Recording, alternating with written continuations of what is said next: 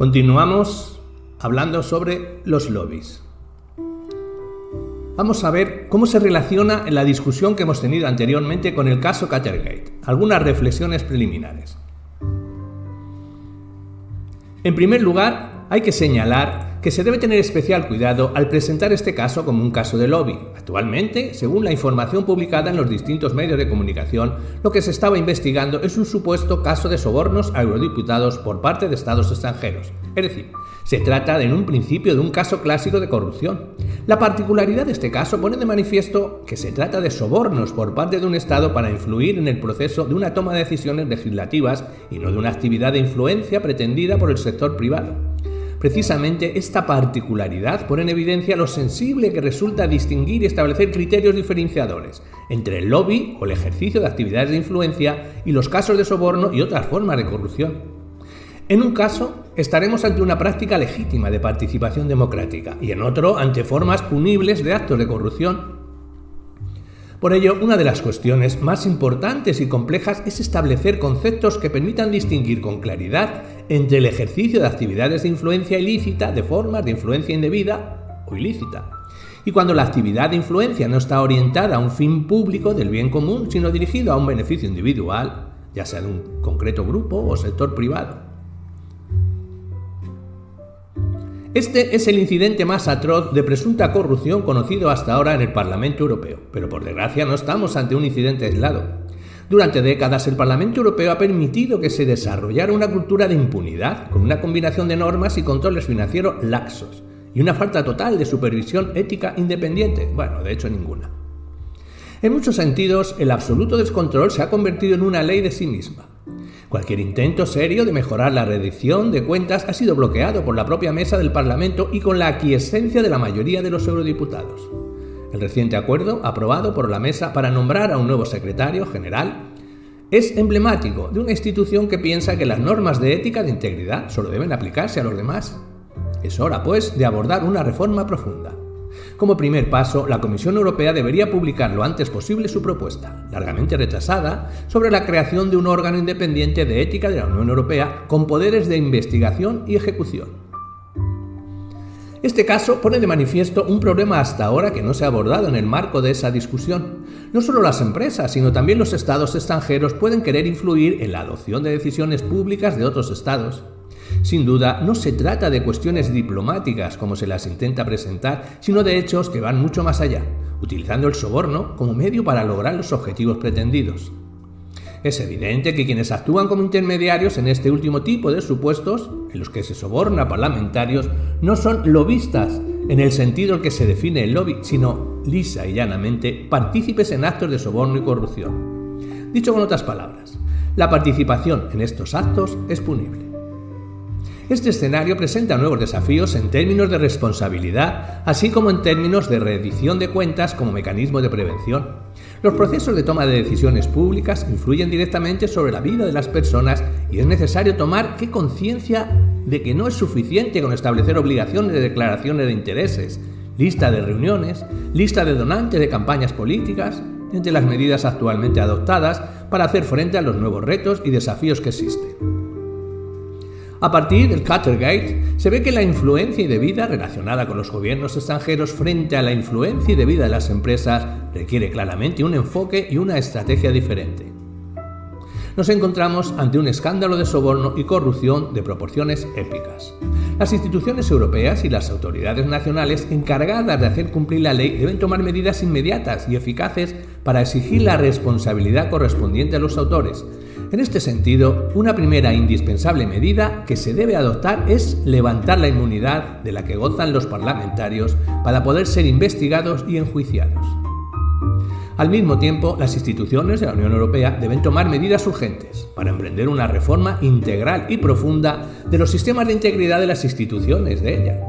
Es importante que este caso no se agote en la detección preliminar de 2 o 3 responsables, sino que se lleve a cabo una investigación profunda de todas las implicaciones e implicados que vayan aflorando.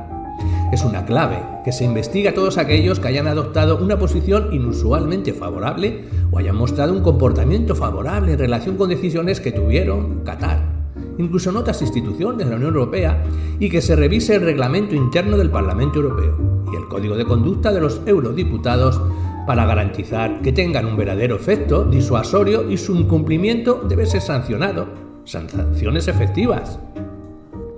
El presidente debería dejar de ser el único facultado para decidir sobre las sanciones.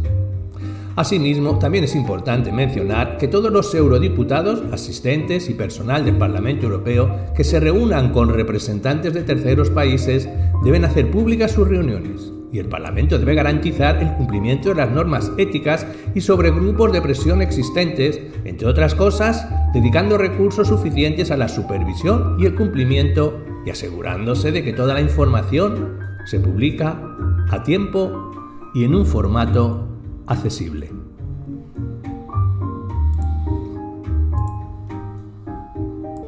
Hablemos de las características de los lobbies.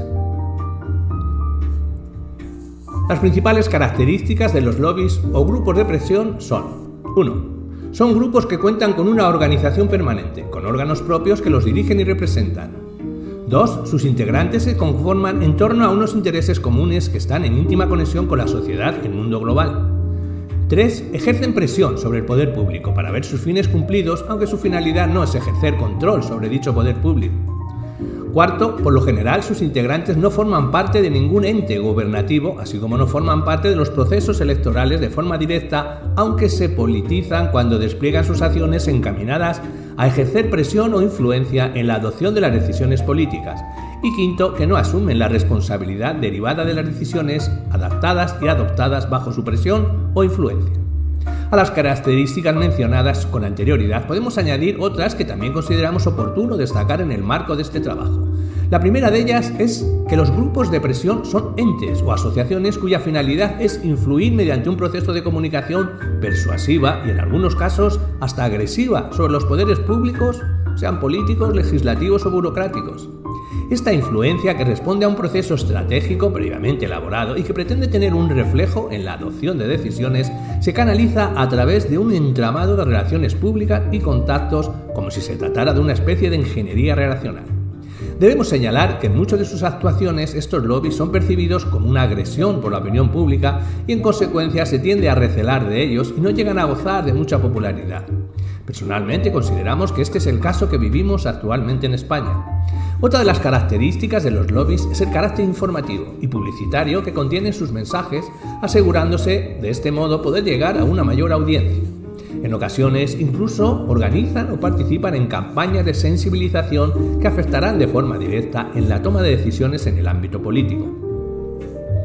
A pesar de las reticencias que los lobbies suscitan, es preciso distinguir por sus fines y medios aquellos lobbies que pretenden un lucro egoísta de aquellos otros que persiguen lo que denominaríamos lucro social, altruista, y que pueden ser altamente positivos e incluso pueden llegar a transmitir una imagen de confianza y credibilidad, siendo necesaria su presencia en muchos casos, como por ejemplo cuando persiguen potenciar medios de convivencia social, defender a los consumidores, mejorar las condiciones laborales, en definitiva, ejercer una función transformadora de la sociedad, legitimando en esta forma su actividad y eficacia.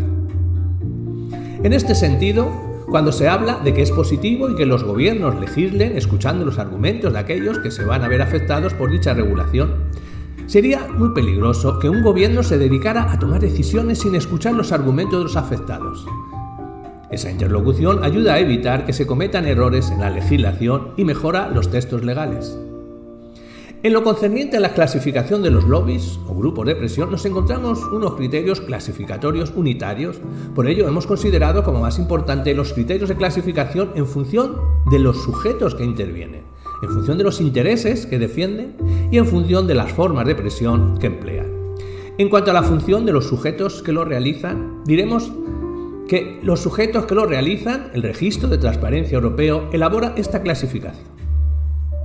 1. Consultorías profesionales, bufetes de abogados y consultores que trabajan por cuenta propia. Consultorías profesionales, bufetes y consultores que trabajan por cuenta propia. Grupos de presión dentro de las empresas y asociaciones comerciales, empresariales o profesionales. Empresas y grupos, asociaciones comerciales, sindicatos y asociaciones y otras organizaciones. Tercero, organizaciones no gubernamentales, como serían las organizaciones, plataformas y redes no gubernamentales y similares. El cuarto, grupos de reflexión, instituciones académicas y de investigación. El quinto punto, organizaciones que representan a la Iglesia y las comunidades religiosas. El sexto, organizaciones que representan autoridades locales, regionales y municipales o otros organismos públicos o mixtos. Y en función de los intereses que defienden o representan, encontramos tantos tipos de lobbies como tipos de intereses a defender. Dicho esto, consideramos como los más importantes a los lobbies empresariales, a los lobbies ambientales, a los lobbies sindicales y a los representantes de entes infraestatales. Los lobbies empresariales tienen su origen con la aparición de los gremios medievales que fueron evolucionando hasta la sociedad moderna. Sus intereses son muy amplios y se centran en temas de financiación, de simplificación administrativa, de tratamiento fiscal, de facilitar la creación de empresas y su posterior transmisión, entre otros. Como ejemplo, en el ámbito europeo podemos citar The European Roundtable of Industrialists, que centra su foco de actuación en áreas como la economía digital y la energía y cambio climático, entre otras. Como contrapartida a los lobbies, en defensa de los intereses empresariales, encontramos los lobbies sindicales. Estos grupos de presión se desarrollan en paralelo a los lobbies empresariales, sobre todo en países de gran tradición sindical, como son Francia, Inglaterra y los países escandinavos, y buscan la defensa de los derechos de los trabajadores.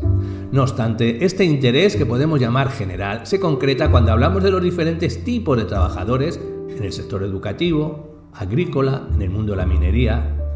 Por otro lado, los lobbies ambientales o ecologistas han ido cobrando fuerza a lo largo de estos últimos años debido al impacto mediático que generan los problemas relacionados con el medio ambiente y la sanidad, así como el interés que despierta en la población más joven y el modo de vida actual más agresivo con el medio ambiente. Asimismo, es importante tener en cuenta que muchos de estos lobbies adoptan la forma de ONG. Finalmente, los entes que representan a los organismos infraestatales se centran en la defensa de sus competencias y de los intereses de las zonas que presentan algún rasgo característico común, por ejemplo, geográfico o poblacional. Y en función de las formas de actuar o presión que emplean, diremos que podemos distinguir entre grupos de presión exclusiva y grupos de presión parcial. Estos grupos de presión exclusiva son los más característicos en Estados Unidos, puesto que se han formado con el único propósito de ejercer presión. En cambio, los grupos de presión parcial tan solo emplean la presión en momentos específicos y como un instrumento adicional, sin llegar a ser la única razón de su existencia. En segundo lugar, podemos establecer una distinción entre los lobbies promocionales o funcionales.